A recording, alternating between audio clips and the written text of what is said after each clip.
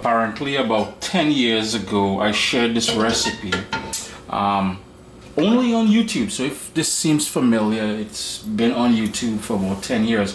You're gonna see slight differences with this version, but the reason for me filming the video is because I'm documenting it for the website, for the printable version, which for some reason or the other I cannot find on the website at caribbeanpot.com. And what we're doing is the ideal vegan or vegetarian curry you can ever do, the most basic, and I can't believe I don't have it on caribbeanpot.com, and that is curry aloo, or some of you may call it curry potato. Very simple but so tasty, and yo man, it's one of the things you grow up eating and you just fall in love with from, you know, childhood days. I have here 2.5 tablespoons.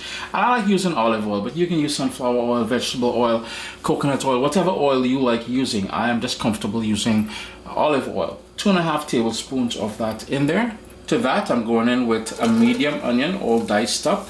And you know, this will seem very similar to how I do most of, if not all of my curry dishes, where all of these sort of flavor ingredients, the enhancers of the dish, will go in first and make an appearance in there and bring out all of those lovely flavors. So along with that onion, I want some garlic, and that's just some rough, well, some smashed garlic. That's about 6 cloves of garlic. And again, I am documenting the recipe for caribbeanpot.com. So in a day or two, you head over after watching it on YouTube here. Again, it's been done 10 years ago. But after watching it here on YouTube for the second time, if you haven't seen it yet, well, first time for you, head over to caribbeanpot.com. In the next 24 hours, I'll have the printable version with exact ingredients and step-by-step pictures and everything else, as I always do. But I'm telling you, this here is the perfect vegan dish. Of course, this is optional, but I like some Scotch bonnet pepper in there. And all I'm going to do now, my heat's on medium. I'm just going to turn it down ever so slow, lightly. And I'm just going to hit that with stir. And what I want to do at the same time, oh, it's already smelling good, is to go in with some fresh ground black pepper.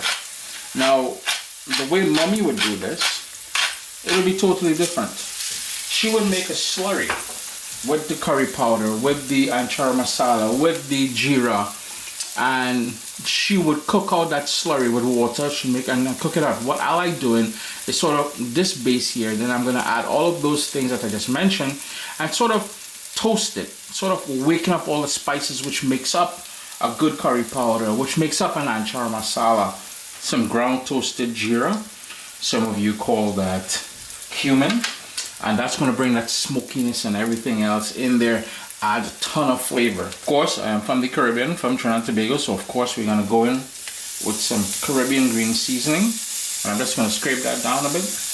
And if you're new to Caribbean cooking, Caribbean green seasoning is sort of a blend or puree of all the herbs that we like using in our dishes, from vegan to vegan, vegetarian, meat dishes, fish dishes.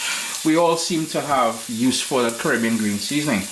I also like adding a ton of garlic and pimento seasoning peppers in there. Just gonna mix that around in there. I want to waken up everything. We want to soften that garlic. We want to soften up that onion. We want to release the heat of that Caribbean sunshine, aka Scotch bonnet pepper. And ladies and gentlemen, you can use any spicy pepper you want, providing you want this spicy. It is not imperative, but in my case here, I like a spicy curry.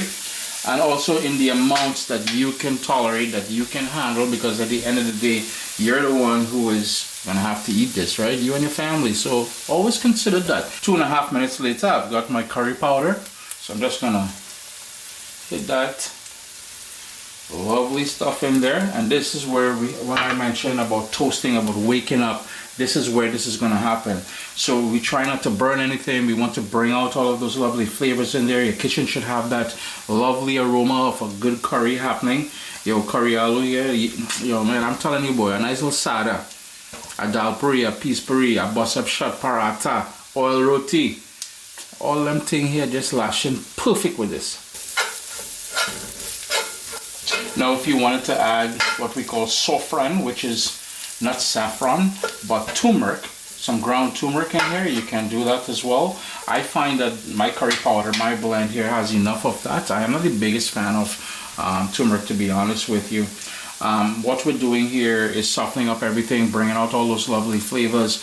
And in about 3 or 4 minutes, what I have prepared here is about 3 pounds of potato, and you can see different sizes. It's peeled and it's in water just to prevent it from going discolored. Different sizes, and I'll explain why in a bit, but you know, in about 2 more minutes we'll add that minus the water. We're going to drain that water and add it in there, but we will need water, some hot water, to bring this up to a boil, to get it nice and tender and give you that nice curry aloo sauce that we love to dip and scoop and everything else. And now I mentioned all them roti earlier there, even as a topping on rice. I'm telling you, ladies and gentlemen, with a little kuchala on the side there, with a little mango anchar, papa yo. And I'm just turning my heat back up to medium high, and in goes at this point the potato with any sort of water from rinsing it. Of course we will need salt, and we can adjust the salt later on. And all I want to do is sort of coat the potato with that lovely curry base that we have there. And remember, it's not just about the curry powder and the jeera and all those, and the garlic and onion. We also have that Caribbean green seasoning with all that herbs in there, from shadow benny to Spanish thyme, regular thyme, parsley, all those different things in there. So, and this is why our forefathers never relied on what I'm seeing these days, which is that all-purpose seasoning loaded in sodium and all kind of nonsense. They did it the natural way, and this is what I try to promote. And by raising that heat, you notice we develop a sort of pond or crust on the bottom down there. That is exactly what we were hoping to do. And now this is where we need to add that braising liquid, which is courtesy of just plain old water. I'm just going to add just a tiny bit more just to make sure it's covered. We're going to bring it up to a boil and let it go on a rolling boil for that potato to get nice and soft. Just going to hit that to stir. And I've got one more ingredient I want to go in there with, and that is some anchar masala. It will only take a couple minutes. Well, as you saw, I had the lid on but slightly ajar. Yeah, only a couple minutes, and we've got that rolling boil happening here. All we want to do now is just cook that down, and that's why we put that liquid in there until it's nice and soft. And you know, earlier I mentioned I have different size of potato in there, because what's going to happen, some of it is going to start falling apart as it cooks, and I want to maintain two things here: a nice thick gravy, and the bigger pieces will sort of maintain the structure of the potato. So you know, when you're eating, you're getting some nice big pieces of potato or aloo. We're calling this curry aloo, so let's stick with aloo. You're gonna get that big pieces of aloo in there, and if anything, what we can do later on is to use the back of the spoon here and crush some of it to help thicken up the sauce or the gravy for this curry aloo. It's been 17 minutes now on that rolling boil, and you can see the water has gone down. This is where the mark that we started there. So the flavor of everything is starting to get concentrated. I want to show you all something. You notice pieces of that potato is starting to break down, the smaller pieces, and that is why earlier I mentioned I used different sizes pieces of potato, because I wanted to accommodate for that. I wanted that to help thicken the sauce, but I also wanted to maintain some pieces, so when we're eating this curry aloo, people know, well, hey, it's aloo or potato that we're eating. I'm just going to give this a couple more minutes. I'm going to taste it for salt, and then we're going to decide what we're doing about the sort of gravy or the sauce here. Notice it's starting to thicken up, but it's still a bit watery, it's a bit soupy. But I also want you to consider that a couple things.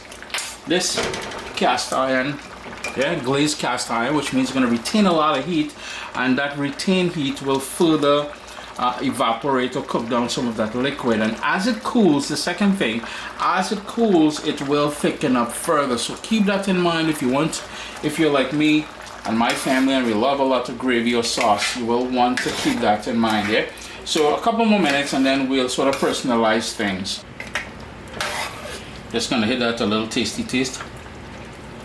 I am not the biggest fan of salt anymore, so this is where you would taste it and adjust the salt. What I am going to do is use the back of the spoon and sort of crush some of the potato just a little bit more. Yeah?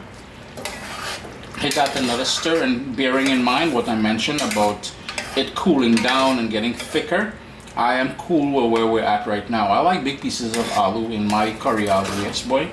So what I'm gonna do is hit that the final stir, and you can see it's already thickening up. Chris here, CaribbeanPot.com. Now I have it to be able to document curry aloo, the perfect vegan or vegetarian sort of side dish to rice or roti. Just look at that. And I told you all it's gonna thicken up, see? I wasn't lying. Anyhow, I do hope you all get an opportunity to give this one a try.